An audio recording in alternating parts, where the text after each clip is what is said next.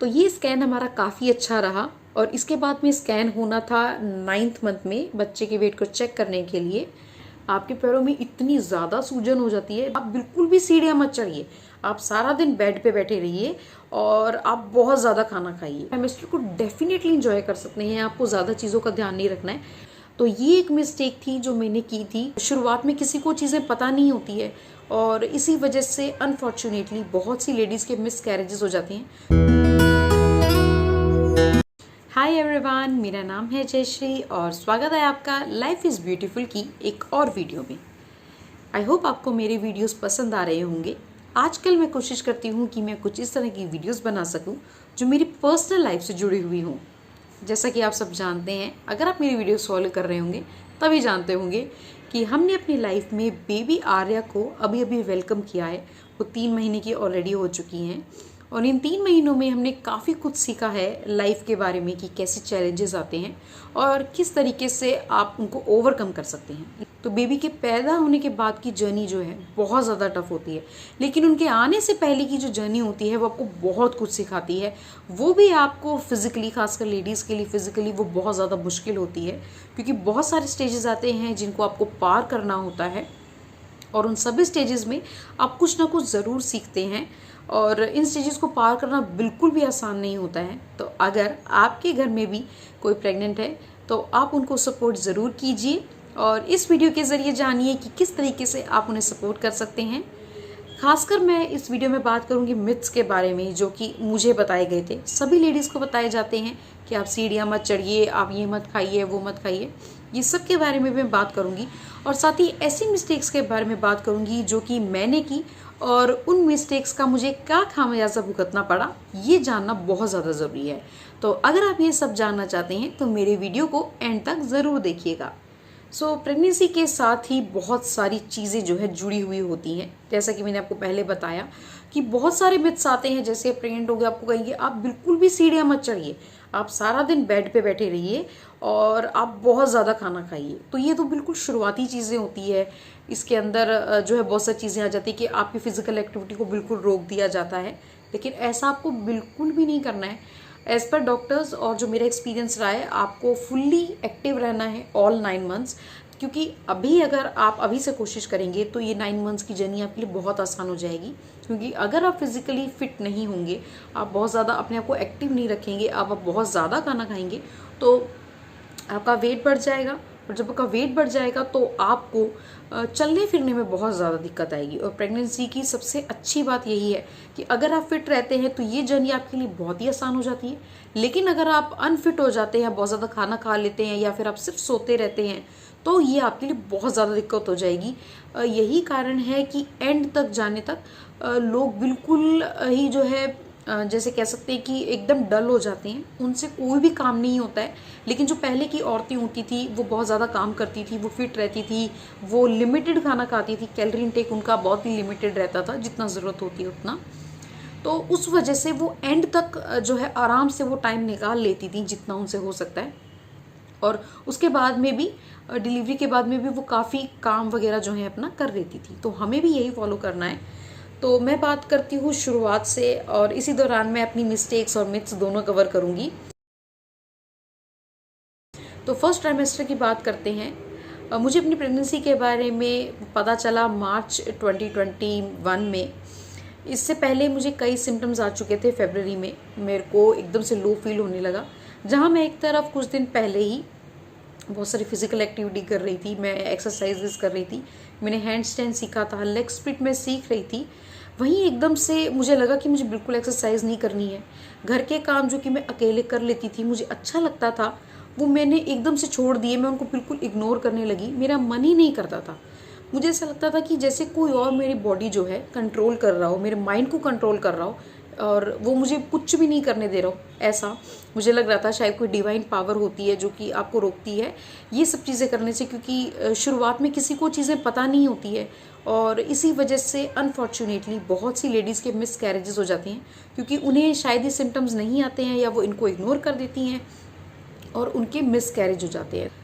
ऐसा ना हो, इसीलिए आपको शुरू से ध्यान रखना चाहिए। तो ये मेरा सबसे पहला सिम्टम था कि मुझे एकदम से थकान होने लगी।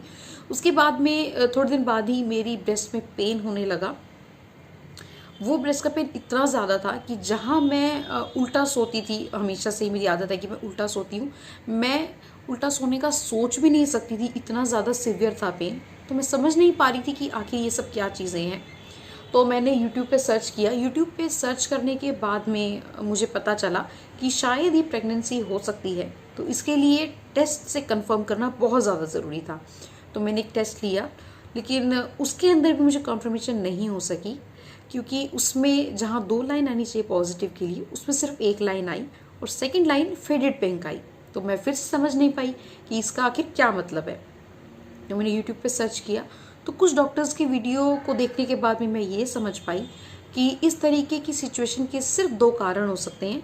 या तो आपने टेस्ट सही से नहीं लिया है, सेकेंडली आपका जो HCG हार्मोन होता है प्रेगनेंसी के दौरान जो बनता है, वो पूरी तरीके से डेवलप नहीं हुआ है। तो क्योंकि वो डेवलप नहीं हुआ है, इसीलिए वो पूरी तरीके से रिजल्ट भी नहीं शो कर रहा है। तो अगर आप भी ये टेस्ट ले रहे हैं और आपको भी ये सब चीज़ें महसूस हों, आपके साथ भी ये सब हो रहा हो, तो बिल्कुल भी चिंता मत कीजिए। हो सकता है कि आप गुड न्यूज़ को वेलकम करने वाले हों, लेकिन इसके लिए आपको थोड़ा सा वेट करना होगा। एक टाइम पीरियड निकल जाने के बाद ही आपकी बॉडी जो है आपको पूरी तरीके से सिग्नल देगी कि आप प्रेग्नेंट है या फिर नहीं है। थोड़े दिन मैंने वेट किया और थोड़े दिन के बाद में मैंने 2 स्ट्रिप्स ली और उनसे चेक किया। इस बार मैंने प्रॉपर टेस्ट लिया और जो है दोनों में ही दोनों पिंक लाइन एकदम सही आई, पॉजिटिव आई। और वहीं से मुझे पता चल गया कि यस, हम वेलकम करने वाले हैं एक बहुत ही क्यूट से बेबी को, लेकिन उसके लिए हमें थोड़ा सा वेट करना होगा। तो इसके बाद में जब घर पे कंफर्म हो गया, तो मुझे लगा कि अब डॉक्टर को भी एक बार दिखा लेना चाहिए। तो हम डॉक्टर्स को सर्च करने लगे, लेकिन ज़्यादातर डॉक्टर्स अवेलेबल नहीं थे, क्योंकि कोविड की सिचुएशन थोड़ी सी जो है बढ़ गई थी, सीवियर हो गई थी और लॉकडाउन लगने की भी सिचुएशन बन रही थी। इसीलिए ज़्यादातर डॉक्टर्स जो हैं नहीं मिल रहे थे हमें। लेकिन थैंक गॉड गूगल है, मैंने गूगल से कुछ नंबर्स सर्च किए और व्हाट्सएप के ज़रिए 2 से 3 डॉक्टर्स को कांटेक्ट किया। उन्होंने मुझे एक ही बात बताई, सभी डॉक्टर्स ने, कि आपको अल्ट्रासाउंड करवा लेना चाहिए। प्रेगनेंसी के 6th वीक, और 6th वीक काउंट कैसे होता है मैं आपको बता देती हूँ। जो आपका लास्ट मंथ पीरियड होता है, उससे लेके जो आपका प्रेजेंट डे है तब तक अगर 6 वीक हो चुके हैं, तो 6 वीक जब हो जाते हैं पूरे, तो आपकी प्रेगनेंसी को कंफर्म करने के लिए ये अल्ट्रासाउंड की जाती है। जब ये अल्ट्रासाउंड होता है तो आपको शुरू में थोड़ी सी मुझे भी नर्वसनेस थी कि क्या होगा, क्योंकि ये एकदम बिल्कुल न्यू स्टेज होती है। जब हम छोटे थे और थोड़े बड़े भी हुए, तब सभी ये कहते थे मदरहुड ईजी नहीं है, मदरहुड ईजी नहीं है, किसी की रिस्पॉन्सिबिलिटी लेना आसान नहीं है। तो ये थोड़ा सा डर तो लगता है, लेकिन अब बिल्कुल भी मत डरिए।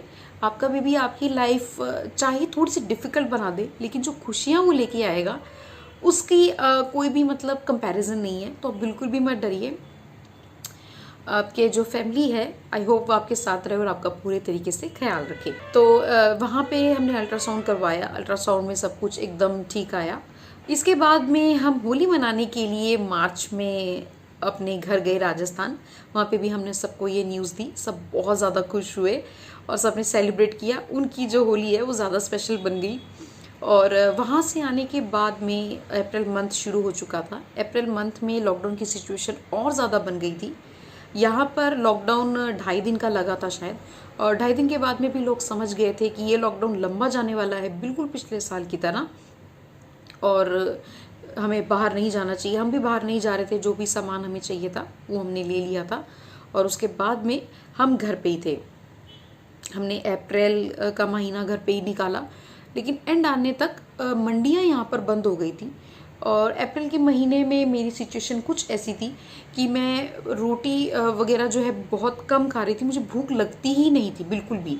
और कोई भी चीज़ मैं खाती थी तो मुझे गले से लेके पेट तक बहुत ज़्यादा जलन लगती थी। ये सब लाइफ में मेरे साथ बिल्कुल पहली बार हो रहा था, तो मुझे नहीं पता था कि मैं इससे कैसे डील करूं। मैं डॉक्टर से दवाई नहीं ले सकती थी, क्योंकि जो मेडिकल शॉप्स है वो बहुत ज़्यादा दूर थी और मुझे कुछ समझ नहीं आता टेक्निकली। बात ये थी क्योंकि कहते हैं कि प्रेगनेंसी में ज़्यादा दवाई नहीं लेनी चाहिए, एसिडिटी इज़ वेरी कॉमन। तो मैंने किसी भी चीज़ के लिए दवाई नहीं ली। तो मुझे इसी के साथ साथ उल्टी की भी थोड़ी सी प्रॉब्लम थी, थैंक गॉड कम ही थी।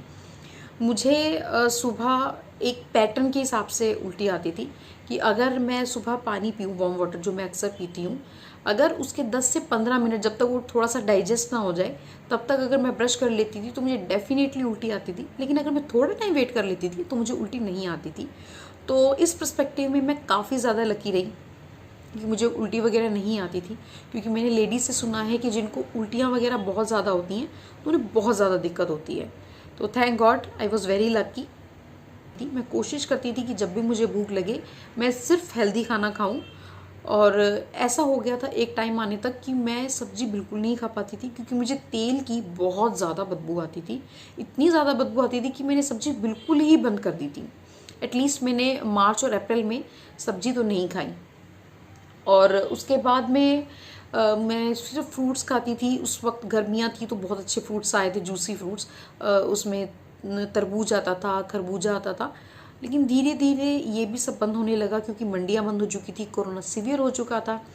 तो जब यहाँ मंडियाँ बंद हो गई तो मुझे थोड़ी सी घबराहट होने लगी कि अगर फ्रूट्स नहीं मिलेंगे तो मैं क्या खाऊंगी, क्योंकि मैं रोटी बिल्कुल भी नहीं खा पाती थी। तो मुझे एनर्जी के लिए कुछ चाहिए था, क्योंकि मैं ऑफिस का भी काम उस वक्त करती थी और उसकी ड्यूटी आवर्स जो है बहुत ज़्यादा लंबे थे। तो इसलिए मुझे कुछ खाने के लिए तो चाहिए ही था, और इससे मेरी एसिडिटी भी काफ़ी कंट्रोल में रहती थी। तो इन सब को देखते हुए हम राजस्थान चले गए, और वहाँ पर थैंक गॉड मंडियाँ खुली थी, फ्रूट्स मिल रहे थे वहाँ पे, ऑलमोस्ट सब कुछ नॉर्मल था, मार्केट्स भी थोड़े बहुत खुले थे। और वहाँ पर मैंने बहुत सारे फ्रूट्स खाए। मैंने आलू बुखारा वहाँ पे ट्राई किया, और सेब खाए, और जितने भी फ्रूट्स होते हैं अच्छे गर्मियों में जो आते हैं वो सब खाए मैंने वहाँ पे। एंड थैंक गॉड मेरे इन लॉज ने काफ़ी ध्यान रखा मेरा। तो वहाँ पर जाने के बाद में जब हम वहाँ से वापस आए जून में, तब तक ये सिम्टम्स काफ़ी कम हो चुके थे। लेकिन इस दौरान पहले 3 महीने मेरे हस्बैंड ने मुझे बहुत ज़्यादा परेशान किया, because he is an over concerned husband और फादर भी। तो वो मुझे सीढ़ियाँ बिल्कुल भी नहीं चढ़ने देते थे, वो मुझे नीचे नहीं बैठने देते थे, और मुझे क्रॉस लेग करके भी नहीं बैठने देते थे कि नहीं, इससे मैंने सुना है कि इससे जो है इफ़ेक्ट पड़ता है बच्चे पे, उस पर जोर आता है, ऐसा होता है वैसा होता है। ये सब कुछ जो है कभी कभी मुझे बहुत अनॉय करता था। लेकिन मैं समझ सकती हूँ कि वो ओवर कंसर्न्ड हैं, थोड़े से ज़्यादा चिंता करते हैं, तो इसलिए वो ये सब कुछ सोचते थे। So it's okay. लेकिन आपको ऐसा बिल्कुल भी नहीं सोचना है। अगर आप फिट हैं और आपके साथ कोई भी कॉम्प्लिकेशन नहीं है तो आप बिल्कुल सीढ़ियाँ चढ़ सकते हैं। आप चाहें तो थोड़ा बहुत काम कर सकते हैं। डेफिनेटली आपको एक्सरसाइज करनी है, आपको फिजिकली एक्टिव रहना है पूरे तरीके से, क्योंकि यही टाइम है जब आपको आपके शरीर पे जो है, बेबी जो है बहुत ही छोटा है, उसका एस सच कोई वो नहीं है कि आपको महसूस होगा। तो आप चल सकते हैं, वॉक कीजिए, अपने आप को फिजिकली एक्टिव रखिए, घर के काम कीजिए, और अपनी डाइट को जो है बहुत बढ़िया रखिए। अपनी डाइट के अंदर आप थोड़ी सी डाइट बढ़ा दीजिए। तो अक्सर लोग कहते हैं कि आपको अपनी डाइट का बहुत ज़्यादा ध्यान रखना है, आप 2 लोगों के लिए खाइए, हर चीज़ डबल डबल लीजिए, इसकी आपको बहुत ज़्यादा ज़रूरत है। लेकिन एज़ पर माई नॉलेज जो मैंने महसूस किया है, जो डॉक्टर्स कहते हैं वो यही है कि आपको बिल्कुल भी ज़्यादा नहीं खाना है। आप चाहें तो 2 रोटी अगर आप खाते हैं तो उसको 2.5 या ज़्यादा से ज़्यादा 3 कर सकते हैं, लेकिन आपको सैलेड ज़रूर खाना है। अगर आप इस तरीके से बैलेंस डाइट लेंगे, जो आप पहले खा रहे थे वही आप खाएंगे, तो आपके लिए बहुत ज़्यादा अच्छा रहेगा। एक, आपको पूरा न्यूट्रिशन मिलेगा जब आप बैलेंस डाइट लेंगे, साथ ही आपका वेट भी नहीं बढ़ेगा। जब आपका वेट नहीं बढ़ेगा ना, तो आगे आपको इस प्रेगनेंसी को हैंडल करने में, आपके घर के काम करने में, ये सब चीज़ों में बहुत ज़्यादा हेल्प मिलेगी, चलने फिरने में। क्योंकि कई बार लेडीज़ जो है शुरू में बहुत ज़्यादा खा लेती हैं, जैसे उनको कोई कहा जाता है कि आपको इतने टाइम में इतना वेट जो है पुट ऑन करना ही करना है, कि आपको अच्छा खाना है। तो अगर अच्छा खाएंगे तभी बेबी की ग्रोथ होगी। तो इसीलिए वो एंड तक, मतलब 3rd ट्राइमेस्टर तक आते आते इतनी ज़्यादा वेट गेन कर लेती हैं कि उनको बहुत ज़्यादा प्रॉब्लम होती है। तो ये चीज़ आपको बिल्कुल भी नहीं करनी है। आप सीढ़ियाँ चढ़िए आराम आराम से, नॉर्मल जैसे चढ़ते हैं, भाग के नहीं चढ़ना है आपको। कोई भी काम आपको भाग के नहीं करना है, क्योंकि ये जो फर्स्ट 3 मंथ्स होते हैं इसमें बहुत ज़्यादा चांसेस होते हैं मिस कैरेज के। तो अगर आप चाहते हैं कि आपकी लाइफ में सब कुछ अच्छा रहे, तो आप सब कुछ थोड़ा ध्यान से कीजिए। लेकिन सब कुछ कीजिए, आप अच्छा खाना खाइए, आप एक्सरसाइजेस कीजिए, आप थोड़ा बहुत जो भी आपके डॉक्टर्स आपको प्रिस्क्राइब करते हैं वो आप ज़रूर कीजिए। आई होप आपकी प्रेगनेंसी जो है इन सब जो है टीचिंग से, इन सब लेसन से काफ़ी अच्छी रही। मेरी भी बहुत अच्छी रही थी। तो मई का मंथ शुरू हो चुका था और हम थे राजस्थान में। वहाँ पे मेरी डाइट वगैरह खूब बढ़िया चल रही थी। मैं अच्छे से दूध पी रही थी वहाँ पर, और खाना खा रही थी, फ्रूट्स खा रही थी, सब कुछ मेरा एकदम बढ़िया चल रहा था। तो सेकेंड ट्राइमेस्टर शुरू हो चुका था। फर्स्ट ट्राइमेस्टर के जो सिम्टम्स थे वो ऑलमोस्ट ख़त्म हो रहे थे। मुझे भूख लग रही थी, मुझे उल्टी नहीं आ रही थी, और मेरा जो है अलग अलग चीज़ें खाने का मन भी कर रहा था। जो नॉर्मली मैं खाती हूँ वो मैं खा पा रही थी। मुझे बहुत ज़्यादा लो फील नहीं हो रहा था, मुझे आराम करने का मन नहीं कर रहा था, और साथ ही फिज़िकली फिट रहना मेरे लिए थोड़ा सा ज़्यादा आसान हो गया था। तो सेकेंड ट्राइमेस्टर में आपका टमी जो है थोड़ा सा दिखने लगता है, जिसके लिए आपको थोड़ी सी मेटर्निटी ड्रेसेस की शॉपिंग करनी होगी। लेकिन इसके अलावा आपको कोई प्रॉब्लम नहीं होती है, क्योंकि आपके जो फर्स्ट ट्राइमेस्टर के डेंजरस सिम्टम, बहुत ज़्यादा एक्सट्रीम सिम्टम जो होते हैं वो जा चुके होते हैं। आप आराम से खाना खा सकते हैं, आपको भूख लगती है, आप चीज़ें कर सकते हैं, आपका जो एक मिस कैरेज का खतरा होता है वो जा चुका होता है। तो ये सब चीज़ों को ध्यान में रखते हुए आप अपने सेकेंड ट्राइमेस्टर को डेफिनेटली इंजॉय कर सकते हैं। आपको ज़्यादा चीज़ों का ध्यान नहीं रखना है, बस आपको थोड़ा सा ही ध्यान रखना है कि आप कुछ भी करें तो आप उसका ध्यान रखें, आप ध्यान से चलें, आप ध्यान से उठें बैठें, सब कुछ करें।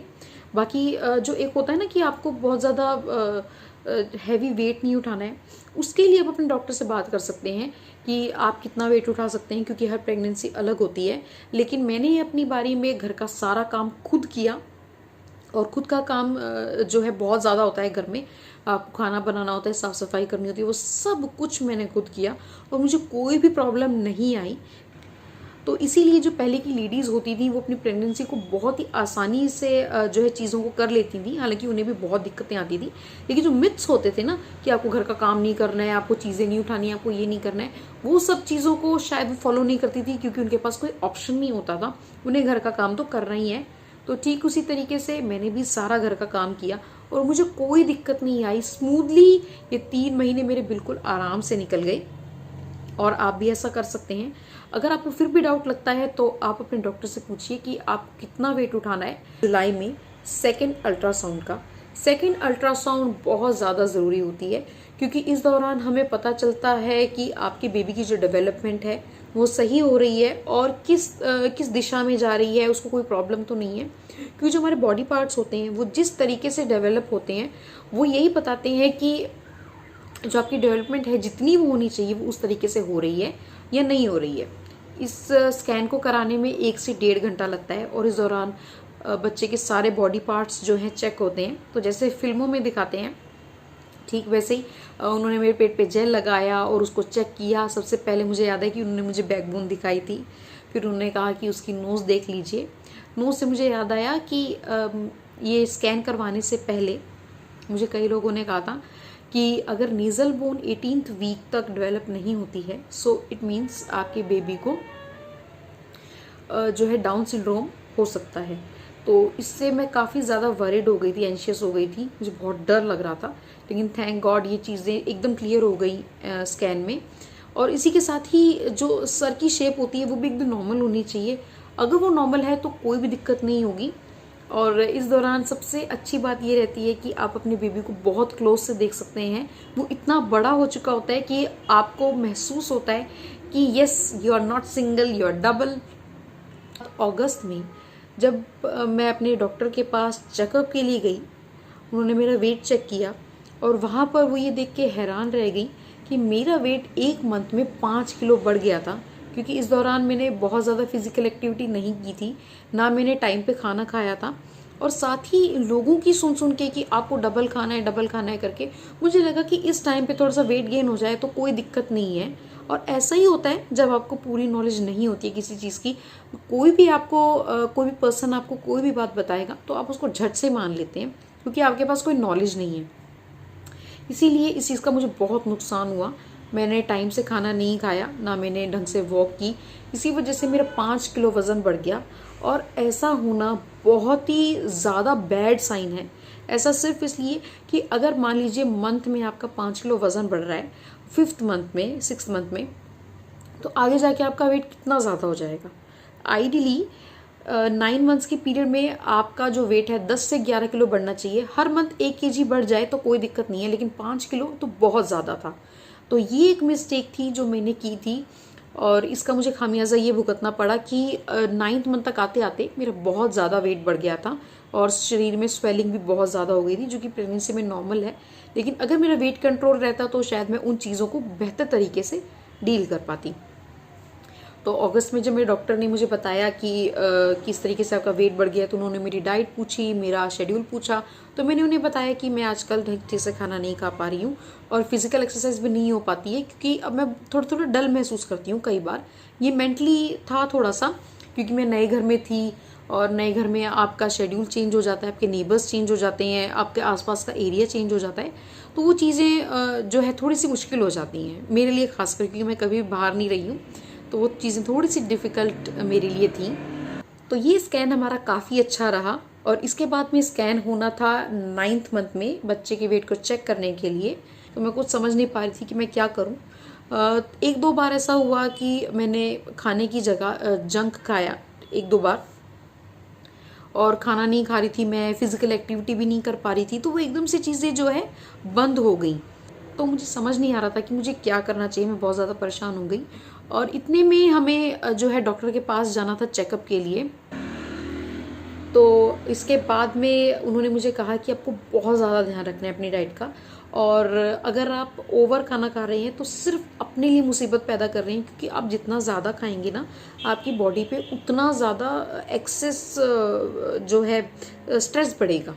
अब जितना ज़्यादा खाएंगे आपके शरीर को पचाने के लिए उतनी ज़्यादा मेहनत करनी पड़ेगी। सो इवेंचुअली वो आपके लिए नुकसान है। तो आप ऐसा बिल्कुल भी मत कीजिए और इन चीज़ों को अवॉइड कीजिए। अगर आपको कोई ऐसा कहता है कि आपको ओवर खाना है, तो आपको उसको बिल्कुल नहीं करना है। तो उनकी बात मुझे काफ़ी अच्छी लगी, समझ में आई। मैंने ये सब चीज़ें करनी जो है छोड़ दी, मैं कम खाने लगी। उन्होंने मुझे 15 दिन का टाइम दिया। 15 दिन में मैंने खूब जो है स्ट्रेचिंग की, एक्सरसाइजेज की, जो कि प्रेगनेंसी में बताई जाती है वो, और मैंने वॉक रेगुलरली की, अपना कैलोरी इनटेक कम किया। इसका रिजल्ट ये रहा कि 15 दिन के बाद भी जब मेरा दोबारा से वेट चेक हुआ तो मेरा वेट जो है 1 से 1.5 किलो कम आया। तो डॉक्टर काफ़ी खुश हुई, उन्हें अच्छा लगा कि मैंने उनकी बात को जो है फॉलो किया है, क्योंकि ये मेरे ही काम आनी थी ये सब चीज़ें। मेरा वेट जो है कल को मेरे लिए ही बेनिफिशियल या फिर नुकसानदायक होता। इसीलिए उन्होंने जो है मुझे काफ़ी अच्छा गाइड किया और इसका मुझे बहुत फ़ायदा हुआ। इस वेट फियास्को के बाद में जो है थोड़ी और प्रॉब्लम्स बढ़ने लगी, क्योंकि जो 3rd ट्राइमेस्टर होता है जिसकी शुरुआत हो चुकी थी, 3rd ट्राइमेस्टर में आपको शॉर्टनेस ऑफ ब्रेथ की जो है बहुत ज़्यादा प्रॉब्लम होती है। आपको बहुत ज़्यादा सांस फूलती है, क्योंकि आपको 2 लोगों के लिए जो है सांस लेना होता है, साथ ही आपका बेबी जो है बढ़ रहा होता है। तो बढ़ रहे बेबी की रिक्वायरमेंट्स बहुत ज़्यादा होती हैं। आपको चलने फिरने में थकान होती है, आपको खड़े रहने में भी बहुत थकान होती है। तो ये सब चीज़ें बहुत ज़्यादा हो जाती है। मुझे याद है कि शुरू में जब मैं खाना वगैरह बनाती थी, तो किसी तरीके से भगवान का नाम लेके मैं खाना तो बना लेती थी, लेकिन जब थोड़ी बहुत साफ़ सफाई की बारी आती थी तो मेरी हालत इतनी ज़्यादा ख़राब हो जाती थी कि मैं लिटरली आके बेड पे लेट जाती थी और मेरे से उंगली भी नहीं होती थी, मैं इतनी ज़्यादा थक जाती थी। तो मेरी तबीयत बहुत ज़्यादा ख़राब रहने लगी थी, मैं बहुत ज़्यादा काम भी नहीं कर पाती थी। यहाँ तक कि अगर मैं थोड़ा सा ज़्यादा खाना भी खा लेती थी तो वो भी मेरे लिए काफ़ी ज़्यादा हो जाता था। तो मैंने बाहर का खाना बिल्कुल बंद कर दिया, क्योंकि मेनली मुझे उसी से प्रॉब्लम होती थी। मुझे डर लगता था कि ओ गॉड, अगर आज मैंने ज़्यादा खाना खा लिया तो मैं थक ना जाऊँ, आज का दिन मेरा कैसा निकलेगा, आज मैं काम कर पाऊँगी या नहीं कर पाऊँगी, कोई होगा मेरी हेल्प के लिए या नहीं। ये सब चीज़ें जो है मुझे बहुत ज़्यादा टेंशन देती थी। कई बार ऐसा हुआ कि हम घर से बाहर गए और वहाँ पर मेरी तबीयत इतनी ज़्यादा ख़राब हो गई कि मैं कई बार बस स्टॉप्स पर जो सीटें लगी होती हैं उस पर भी मैं लेटी हूँ 2 से 4 मिनट के लिए, ताकि मैं इतनी एनर्जी ले लूँ कि मैं आगे जा सकूँ। कई बार मैं शॉप्स के बाहर बैठी हूँ, राजबाड़ा में हम कभी शूट के लिए जाते थे, मैंने तब भी शूट किया है बहुत ज़्यादा मुश्किल से। तो मैं वहाँ जाती थी शूट के लिए, तो मैं जो है बहुत थोड़ा खाती थी। यहाँ पे एक सैंडविच की, मधुरम सैंडविच की मैंने वीडियो की थी, तो वहाँ पे मैंने बहुत थोड़ा सा सैंडविच खाया जितना आपने वीडियो में देखा। उसके बाद मैंने बिल्कुल भी नहीं खाया, क्योंकि उसमें चीज़ होता है, मायोनीज़ होती है। चीज़ मायोनीज़ जो है ऐसी सिचुएशन में आपके लिए बहुत ज़्यादा हैवी हो जाता है, तो अगर मैं वो खाती तो मेरी डेफिनेटली वहाँ पे तबीयत ख़राब हो जाती। इसीलिए मैंने उन चीज़ों को बिल्कुल अवॉइड किया।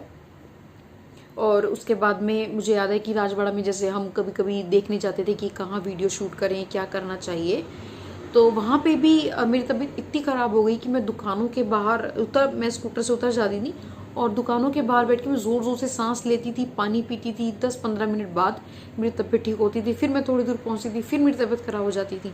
तो बहुत डिफ़िकल्ट जो है लास्ट ट्राइमेस्टर होता है। इसमें जो आपकी शॉर्टनेस ऑफ ब्रेथ होती है, आपको सांस चढ़ता है और सांस लेने में दिक्कत होती है। It's very very very difficult. तो इसके लिए सबसे ज़्यादा ज़रूरी है कि आप ब्रीदिंग एक्सरसाइज कीजिए। जितनी ब्रीदिंग एक्सरसाइज आप करेंगे, आपके लिए चीज़ें कंपैरेटिवली ईजी हो जाएंगी पूरी। तो इसके लिए सबसे ज़्यादा ज़रूरी है कि आप ब्रीदिंग एक्सरसाइज कीजिए। जितनी ब्रीदिंग एक्सरसाइज आप करेंगे, आपके लिए चीज़ें कंपैरेटिवली ईजी हो जाएंगी पूरी।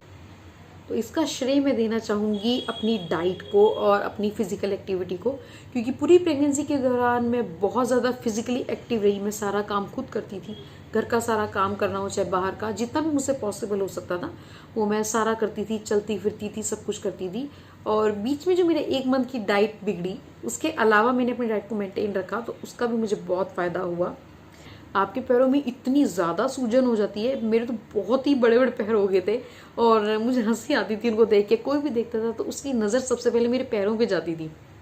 सब मुझसे पूछते थे कि आपके पैरों में जो है इतनी ज़्यादा सूजन कैसे आ गई है। सो जैसे ही आपका 9 मंथ कंप्लीट होने लगता है, आपके ये जो सिम्टम्स हैं, मेरे लिए तो कम हो गए थे। मैंने सुना भी है कि 9 मंथ आने तक ये चीज़ें थोड़ी थोड़ी कम होने लगती है और आपको थोड़ा सा रिलीफ मिलता है। शायद गॉड भी आपको प्रिपेयर करते हैं कि आपको जो है बहुत लंबी लड़ाई लड़नी है, बहुत मुश्किल लड़ाई लड़नी है, तो उसके लिए आपको तैयार रखें। तो ये सिम्टम्स कम हो जाते हैं और अब टाइम होता है आपको फाइनल अल्ट्रासाउंड करवाने का। इस अल्ट्रासाउंड में आपको पता चलता है कि आपके बेबी का कितना वेट है। इस वेट के ज़रिए ये डिसाइड होता है कि आपकी नॉर्मल डिलीवरी होगी या फिर सी सेक्शन। क्योंकि अगर आपके बेबी का वेट 4 kg के आसपास है तो मोस्ट प्रोबेबली आपका सी सेक्शन हो सकता है। और अगर नहीं होता है और आपका सब कुछ नॉर्मल रहता है, वेट भी ठीक है, 3.5 के अगर आसपास है, तो हो सकता है कि आपकी नॉर्मल डिलीवरी हो। बाकी जो सिचुएशन होती है सब उस पर डिपेंड करता है। मेरे साथ भी कुछ ऐसा ही हुआ था, वो भी एक अलग स्टोरी है, वो भी मैं आपके साथ शेयर करूँगी। लेकिन जो भी आपने मेहनत की है ना 9 मंथ्स में, वो इस टाइम तक दिखने लगती है, उसका पता चलने लगता है। मैं एक्सरसाइजेस करती थी। एक्सरसाइजेस एक बहुत ही इम्पॉर्टेंट पार्ट होता है प्रेगनेंसी का। मुझे बताया गया था कि 7th मंथ से आप शुरू कर सकते हैं वैसे तो, लेकिन 8 मंथ से आप डक वॉक कर सकते हैं, आप लेग स्प्लिट्स में स्क्वाट्स आप कर सकते हैं, बहुत ही अच्छा होता है। तो मैं 1 से 1.5 घंटा एक्सरसाइज करती थी और 1 घंटा मैं रेगुलर वॉक करती थी, चाहे मैं दिन में खाना खाऊं या ना खाऊं, वो चाहे हो या ना हो, लेकिन मैं एक्सरसाइज और वॉक ज़रूर करती थी, फॉर श्योर करती थी। और मेरे पैरों में इतना दर्द हो जाता था, मैं बहुत थक जाती थी, लेकिन फिर भी मैं डेली एक्सरसाइज करती थी और उसका मुझे फ़ायदा आज भी दिखता है। मेरा ऑपरेशन हुआ था लेकिन फिर भी मैं बहुत फिट महसूस करती हूँ। तो ये थी मेरी स्टोरी प्रेगनेंसी की। अगर आपकी इसी तरह की स्टोरी रही हो या इससे मिलता जुलता कुछ एक्सपीरियंस रहा हो या कोई मिथ हो जिसको आप बस्ट कर सकते हैं, तो आप मुझे कमेंट सेक्शन में ज़रूर लिखिएगा। अगर आपको ये वीडियो पसंद आई हो तो मेरे चैनल को लाइक और सब्सक्राइब ज़रूर कीजिएगा।